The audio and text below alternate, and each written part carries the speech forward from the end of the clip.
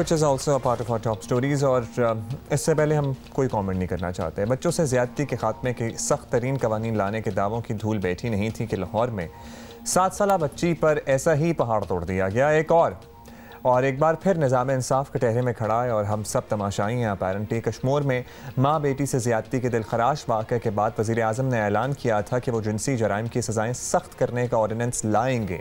हुकूमती इजलास में वज़ीर आज़म ने अपनी टीम को हिदायत भी की थी कि कानून ऐसा होना चाहिए कि मुतासरा ख़वातीन या बच्चे बिला खौफ अपनी शिकायत दर्ज कराएँ।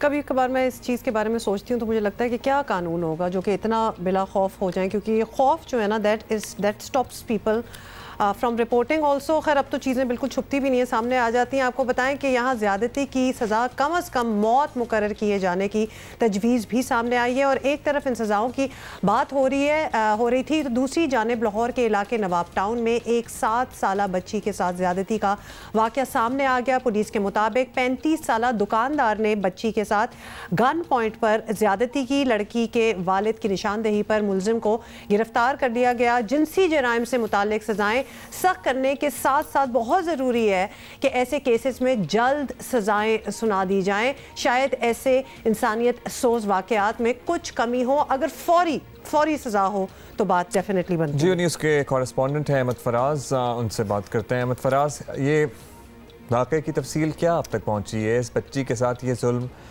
What's the background? क्योंकि गन पॉइंट पे ज़्यादती का निशाना बनाना अजीब सा लगता है सुनने में ही। पुलिस कैसे पहुंची? शिकायत दर्ज कराई थी या मुलजिम फरार था और उसको फिर बाद में सुराग लगाकर पकड़ा? जी बहुत शुक्रिया हुमा और अब्दुल्ला। देखिए ये वाक़या जो है ये नवाब टाउन का वाक़या है और ये जो है ये हफ्ते के रोज़ पेश आया था। और यहाँ पर एक बच्ची थी 7 साल की, जैसे पे आपको मालूम है ये बच्ची थी 7 साल की मासूम बच्ची है। ये गलबन घर से कोई चीज़ वगैरह लेने के लिए गई, जिस तरह आमतौर पर बच्चे जो हैं वो घर से निकलते हैं किसी भी नज़दीकी स्टोर पर चिप्स या किसी और चीज़ के लिए वो जाते हैं। तो इसी तरह ये बच्ची जब गई है वहाँ पे, तो ये जो मुलजिम नदीम है यही खुद दुकान का मालिक था और मुबैना तौर पर यह बताया गया कि इसने बच्ची को ज़्यादती का निशाना बनाया है। और पता इस तरह चला कि ये बच्ची जब घर आई है तो इसने अपने वालिदैन को बताया है। फिर इसकी माँ जब वहाँ पे गई है तो इसकी माँ के साथ उस दुकानदार ने काफ़ी गालम गलोच की और जिसने फिर पुलिस को इतला दी और पुलिस वहाँ पे पहुँची। फिर पुलिस ने इस मुलजिम को गिरफ़्तार किया। इस तरह इस वाक़े का पता चला है। द ऑडेसिटी के जिसकी बच्ची रेप हुई है वो जब वहाँ उसको पकड़ने गई तो वो इसको गालियाँ दे रहा है। मुझे ये माइंडसेट वैसे समझ नहीं आती। अहमद फराज, अब पुलिस की तफ्तीश का मरहला शुरू होगा जिसमें उन्हें एक केस पेश करना है, तो क्या पुलिस वाले पुरएतमाद हैं कि एक पक्का केस बनाने के लिए तमाम सबूत उनके पास हैं?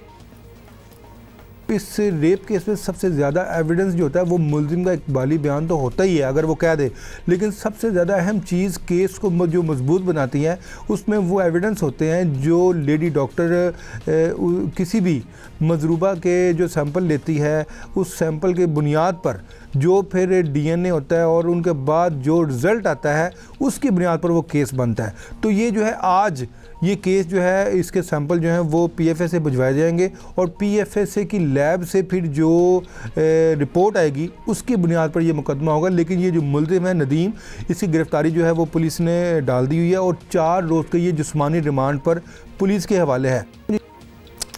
बहुत शुक्रिया। होपफुली इस केस में वाकई मुलजिम को जल्द से जल्द मंतकी अंजाम तक पहुंचाया जाए। और ऐसे जब केसेस सामने आते हैं ना तो फिर जब सज़ा का जब आप सोचते हैं तो आपकी इंस्टिंक्ट बस एक ही चीज़ आपको बताती है जिसको मैं बोलूँगी नहीं, लेकिन यकीनन जो देख भी रहे हैं उनके दिमाग में भी एक ही चीज़ आ रही होगी कि उसके साथ क्या होना चाहिए।